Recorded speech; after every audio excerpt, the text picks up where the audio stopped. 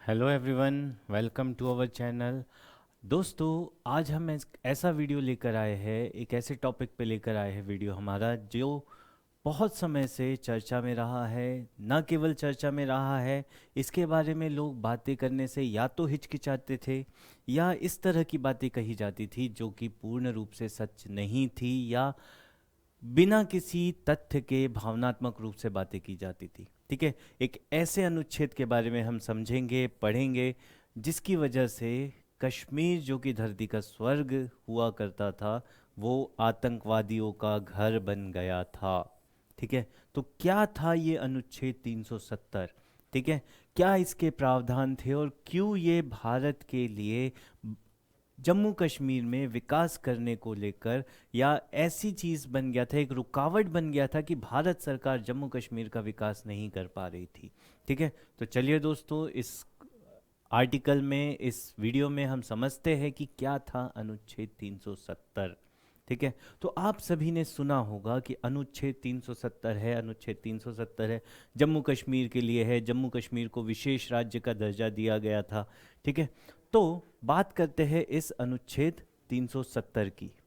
ठीक है, तो जब हम बात करें इस अनुच्छेद 370 की, आर्टिकल 370 की, ठीक है, तो आप समझिए ये है जम्मू कश्मीर राज्य के लिए, मतलब अनुच्छेद 370 सिर्फ और सिर्फ जम्मू कश्मीर राज्य के लिए था। ठीक है, और ये कब बनाया गया था? ये संविधान में जोड़ा गया था जब संविधान का निर्माण हो रहा था। ठीक है, यदि मैं थोड़ा सा इतिहास आपको बताऊं कि जब भारत और पाकिस्तान बने, भारत का बंटवारा हुआ और पाकिस्तान नामक एक अलग राष्ट्र का अस्तित्व में आया, ठीक है, उस समय जम्मू कश्मीर रियासत जो राजा हरी सिंह के नेतृत्व में थी, उसने ये निर्णय लिया कि वह ना तो भारत में शामिल होगा ना ही कश्मीर में शामिल होगा। किंतु दोस्तों, हुआ ये कि भारत ने उस निर्णय को राजा हरी सिंह के मान लिया, किंतु पाकिस्तान ने घुसपैठ शुरू करके जम्मू कश्मीर को हथियाना चाहा। ठीक है, ऐसी स्थिति में राजा हरी सिंह भारत के शरण में आए, भारत से के साथ विलय पत्र पर हस्ताक्षर किए और भारत इस तरीके से जम्मू कश्मीर भारत का अंग बना। ठीक है, किंतु भारत के संविधान निर्माता और नीति निर्देशकों ने उस समय ये निर्धारित किया कि जम्मू कश्मीर को विशेष राज्य बनाया जाएगा और इसीलिए अनुच्छेद 370 भारत के संविधान में जोड़ा गया, जो ये कहता है कि, कहता था कि डिफेंस, एक्सटर्नल अफेयर्स और कम्युनिकेशन, इन तीन विषयों को छोड़कर सभी विषय जम्मू कश्मीर राज्य की सहमति से निर्णय लिए जाएंगे। मतलब रक्षा, विदेशी मामले और संचार, ये तीन ऐसे मुद्दे होंगे जो भारत सरकार के अधीन होंगे। अन्य सभी मुद्दों पर बाद में निर्णय लिया जाएगा क्योंकि संविधान अभी भी बन रहा था। ठीक है, तो तीन महत्वपूर्ण विषय भारत सरकार ने अपने पास रखे। ठीक है, बाकी सभी के लिए भविष्य की बात कह दी, सबसे बड़ी गलती। ठीक है, और जब ये बात भविष्य के लिए रख दी गई तो हुआ ये कि जब संविधान बना, ठीक है, तो उसमें आर्टिकल 370 नामक एक विशेष प्रावधान जोड़ दिया गया और इस प्रावधान में क्या था कि Jammu Kashmir shall be provided with special status, विशेष राज्य का दर्जा दे दिया गया। ठीक है, और जम्मू कश्मीर की संविधान सभा, आप समझिएगा इस शब्द को, ठीक है, क्योंकि आगे इस शब्द से समझ में आएगा कि था क्या। जम्मू कश्मीर की कॉन्स्टिट्यूएंट असेंबली, संविधान सभा से बातें होगी जब कभी भी भारतीय संविधान को उस राज्य में लगाना होगा। तो दोस्तों, मैं आपको बता दूं संविधान सभा होती क्या है। संविधान सभा वो सभा होती है या वो इकाई होती है जो किसी भी राष्ट्र के लिए, किसी भी क्षेत्र के लिए संविधान का निर्माण करती है और संविधान निर्माण के बाद उसका विलय हो जाता है, डिसॉल्व हो जाती है, मतलब उसका अस्तित्व ही समाप्त हो जाता है। और वही हुआ जम्मू कश्मीर के साथ भी कि जम्मू कश्मीर की संविधान सभा जो अस्तित्व में आई थी 1957 में उसका विलय हो गया। ठीक है, वो डिसॉल्व हो गई, और जब वो डिसॉल्व हो गई इसका मतलब हुआ ये कि जम्मू कश्मीर राज्य से किसी भी तरह के संबंध में बदलाव, हेर फेर नहीं किया जा सकेगा। क्यों नहीं किया जा सकेगा? क्योंकि वहाँ पे तो संविधान सभा है ही नहीं, कॉन्स्टिट्यूएंट असेंबली है ही नहीं। ठीक है, वो वैसे ही डिसॉल्व हो गई जम्मू कश्मीर का संविधान बनाने के बाद। ठीक है, मतलब किसी भी तरह का परिवर्तन नहीं किया जा सकता। आगे बात समझ में? तो हुआ ये कि जो अनुच्छेद 370 हमने टेम्परेरी बनाया था, हमने सिर्फ कुछ समय के लिए बनाया था, वो इस प्रावधान की वजह से, संविधान सभा की वजह से इसका नेचर परमानेंट हो गया। और जैसे ही इसका नेचर परमानेंट हुआ, मतलब जम्मू कश्मीर के जो राजनेता है, जो जनता है, उसे ये समझ में आ गया कि भारत के साथ किसी भी तरह के संबंधों में बदलाव नहीं होगा, और जम्मू कश्मीर को जो जो विशेष रियायतें मिली है वो सभी बरकरार रहेगी। ठीक है, फिर समय के साथ साथ जम्मू कश्मीर में आतंकवाद बढ़ गया। ठीक है, बहुत सारी हत्याएं की गई जानबूझ के, धर्म के आधार पे कश्मीरी पंडितों का पर अत्याचार हुआ, कश्मीरों पंडितों का पलायन हुआ। ठीक है, ये सभी बातें, और साथ ही साथ ये भी बातें चल रही थी कि जम्मू कश्मीर का जो विशेष राज्य का दर्जा है उसे समाप्त कर दिया जाना चाहिए। ठीक है, बड़ी बार इसके बारे में बात की गई, किंतु किसी भी सरकार ने इस दिशा में कदम उठाने की पहल भी नहीं की। कारण ये। ठीक है, फिर क्या ऐसा हुआ, या क्या वो तरीका अपनाया गया जिसकी वजह से 2019 में इस धारा को, इस अनुच्छेद को संविधान से हटा दिया गया? अब क्योंकि बात संविधान सभा की हो गई, तो संविधान सभा तो थी नहीं, तो ऐसा तो हुआ नहीं कि हमने संविधान सभा बना दी।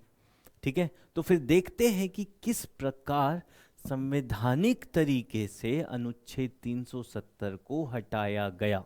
ठीक है, क्या हुआ पहले देख लेते हैं। 5 अगस्त 2019 को, बेटा ये वो तारीख है जिस दिन हमने अनुच्छेद 370 को हटाया था।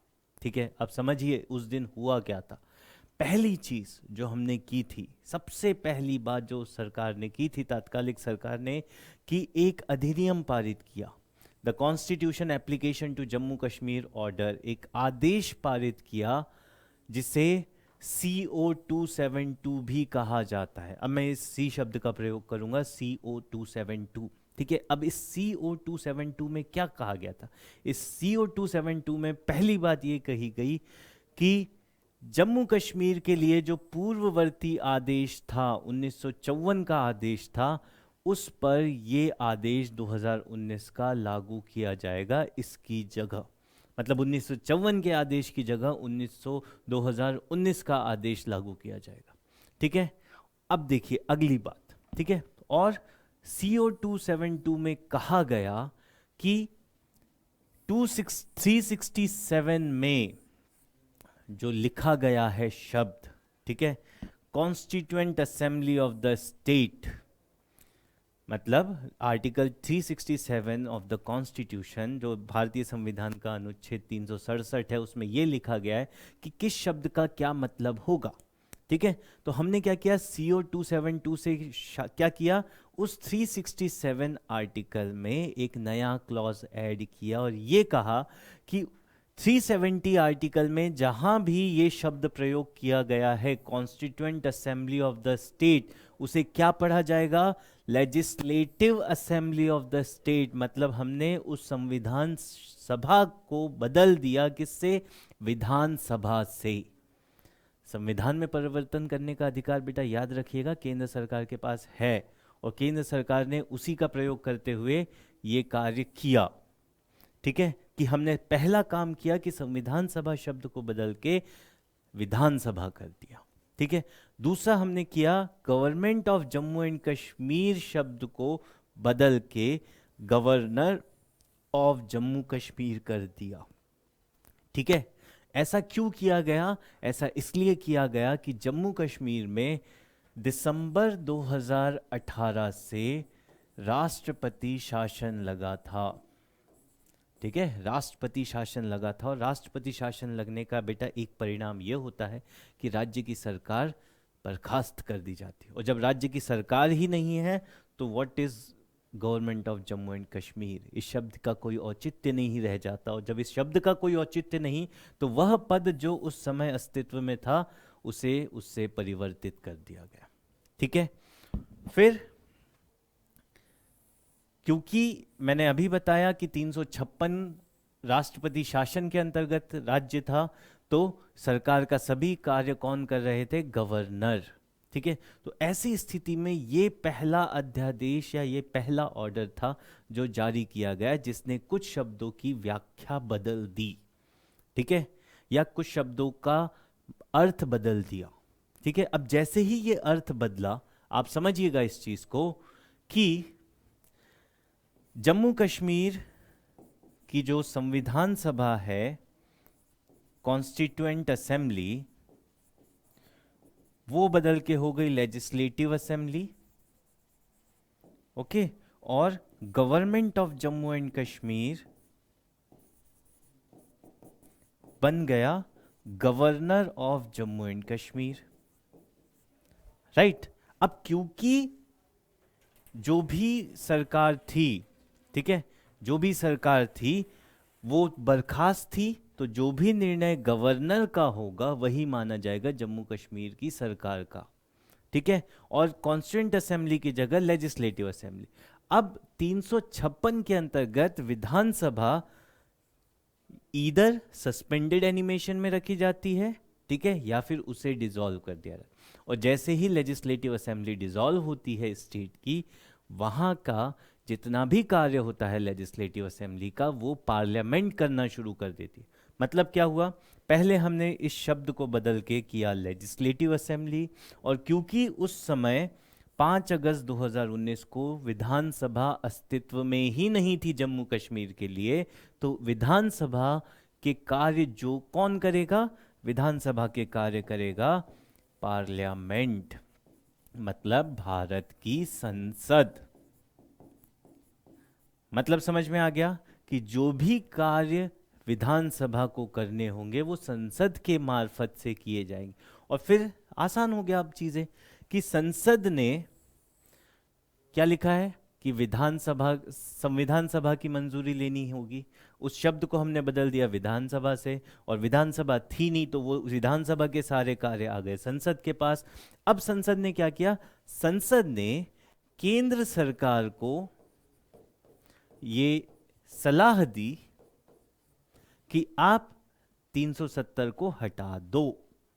ठीक है, तो पहला ऑर्डर हो गया CO 272 जिसमें ये सारे परिवर्तन आए, और दूसरा ऑर्डर हो गया कि संसद ने CO 272 का यूज करते हुए ये अधिकार खुद के पास ले आया कि वो केंद्र सरकार को ये सलाह दे सके कि आप 370 हटा दो।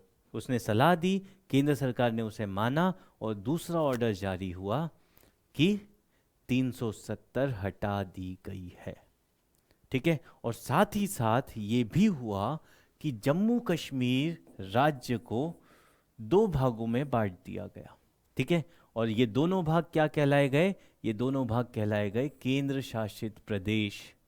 ठीक है, ये दोनों भाग हुए केंद्र शासित प्रदेश, एक जम्मू एंड कश्मीर और दूसरा लद्दाख। ठीक है, तो ये परिवर्तन किया गया इस तरीके से, पूरी तरीके से संवैधानिक तंत्र का प्रयोग करते हुए। ठीक है, संविधान के किसी भी प्रावधान का उल्लंघन किए बिना ये कार्य किया गया। ठीक है, अब देखते हैं, अब समझिएगा, आप इस चीज को देखिए क्या क्या परिवर्तन हुआ है अनुच्छेद 370 को हटाने से। ठीक है, क्या परिवर्तन आया कि घाटी में अब सुरक्षित वातावरण है। क्या ऐसी स्थिति हो गई कि आतंकवादी अब घाटी में किसी भी तरह की गतिविधि करने से पहले 1000 बार सोच रहा है। ठीक है, क्यों शांति व्यवस्था आ गई? क्यों अब लाल चौक पर तिरंगा फहराया जा रहा है जहां किसी वक्त पाकिस्तान का झंडा फहराया जाता था? ठीक है, तो समझिएगा इस चीज को कि क्या थे वो प्रावधान। ठीक है। Jammu Kashmir will no longer have separate constitution, flag और एंथम। मतलब अब 370 हटने के बाद जम्मू कश्मीर का ना तो कोई अलग संविधान होगा, ना उसका कोई अलग झंडा होगा, ना उसका कोई अलग नेशनल एंथम होगा। ठीक है, तो जितनी विशेष बातें थी वो सारी हटा दी गई। ठीक है। Citizen of Jammu and Kashmir, जो ने पहले जम्मू कश्मीर का नागरिक कहा जाता था, अब उन्हें दोहरी नागरिकता वाले प्रावधान नहीं मिलेंगे। वो सिर्फ और सिर्फ क्या कहलाएंगे? भारत के नागरिक। जैसा बाकी राज्यों के साथ होता है, बाकी राज्य के जो भी लोग हैं वो भारत के ही नागरिक कहलाते हैं, वैसा ही जम्मू कश्मीर के साथ होगा। ठीक है।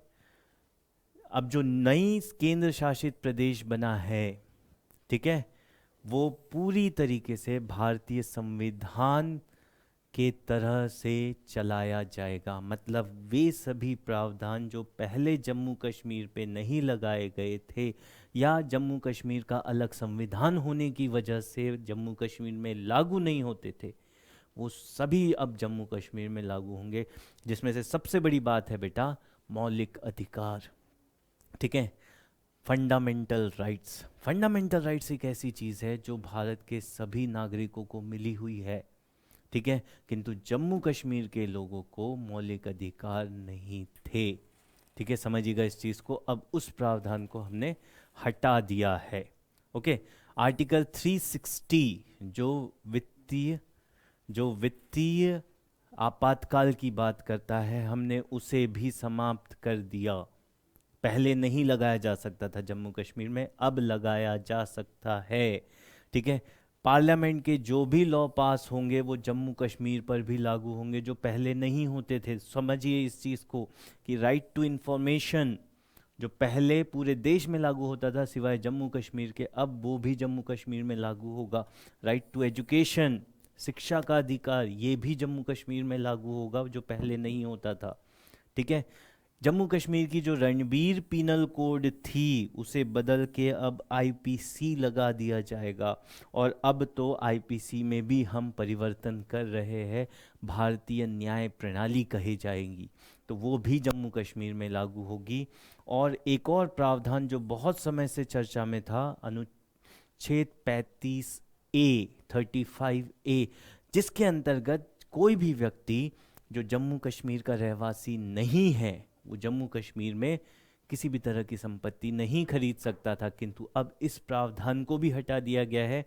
अब वही अधिकार जो इस देश के किसी अन्य राज्य के रहवासी के लिए है वही जम्मू कश्मीर में लागू होंगे। तो जब किसी भी राज्य का विशेष दर्जा हम उसे हटा लेते हैं, ठीक है, और उसे भी बाकी राज्यों की तरह उसके साथ भी बर्ताव करते हैं, तो जाहिर सी बात है सामान्य स्थिति बहुत शीघ्र निर्मित हो जाती है। सीधी सी बात है, जब किसी बच्चे को, ठीक है, क्लास घर में भी जब किसी बच्चे को विशेष महत्व दिया जाता है, ठीक है, तो वो धीरे धीरे उद्दंड होते जाता है। उसी प्रकार जम्मू कश्मीर के साथ भी यही था। अब जब इसका विशेष दर्जा हटा लिया है तो ये भी बाकी सभी बच्चों की तरह एक जैसा हो गया, और जब एक जैसा हो गया है तो फिर सामान्य स्थिति तो निर्मित होनी ही है। और वही हुआ 2019 के बाद, जब हमने विशेष दर्जा समाप्त कर दिया और बात कर दी अब सामान्य कानूनों की। ठीक है, तो आप देखिए यहाँ पे मैं आपको मैप में दिखाता हूँ। जम्मू कश्मीर का ये जो क्षेत्र है, इस क्षेत्र में ये जो क्षेत्र है जो आपको नज़र आ रहा है, ठीक है, ये क्षेत्र पाकिस्तान के कब्ज़े में है दोस्तों, POK।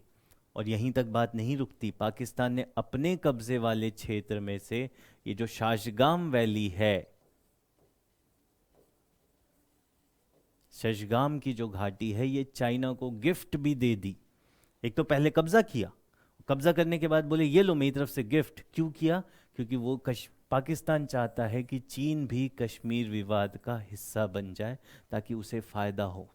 ठीक है, किंतु भारत ने अब क्या किया, इस कश्मीर को, इस जम्मू एंड कश्मीर को दो भागों में बांट दिया, कुछ इस तरीके से। ठीक है, तो जो ये क्षेत्र है POK, ठीक है, इस POK क्षेत्र में अब जो भी बातें होगी, ठीक है, इस पीओ के क्षेत्र में जो भी बातें होगी अब सिर्फ इसी से जुड़ी हुई बातें होगी, जम्मू कश्मीर से जुड़ी हुई बातें नहीं होगी, जम्मू कश्मीर के विशेष राज्य को लेकर बात नहीं होगी। तो बड़े लंबे समय के बाद, आज़ादी के लगभग 70 साल बीतने के बाद, फाइनली जम्मू कश्मीर भारत का एक पूर्ण रूप से भारत में शामिल हो गया, ठीक है। तो इसको इस तरीके से भी कह सकते थे कि एक ऐसी ऐतिहासिक भूल को हमने सुधार लिया है, ठीक है। तो इसी के साथ मुझे लगता है कि आप लोगों को जम्मू कश्मीर को लेके जो भी आपके डाउट थे, जो भी आपके मन में प्रश्न थे, वो सारे प्रश्न क्लियर हो गए होंगे, ठीक है। और अब जिस तरह की शांतिपूर्ण स्थिति जम्मू कश्मीर में बनी हुई है वो भविष्य में भी बनी रहेगी, और शीघ्र ही हम पीओके वाला जो क्षेत्र है, पाक अधिकृत कश्मीर वाला जो क्षेत्र है, उसे भी हम भारतीय क्षेत्र में शामिल कर लेंगे, ठीक है। तो इसी के साथ आज का हम वीडियो समाप्त करते हैं। जय हिंद दोस्तों। इसी की तरह कुछ और भी वीडियोस आपके सामने लेकर आते रहेंगे। धन्यवाद।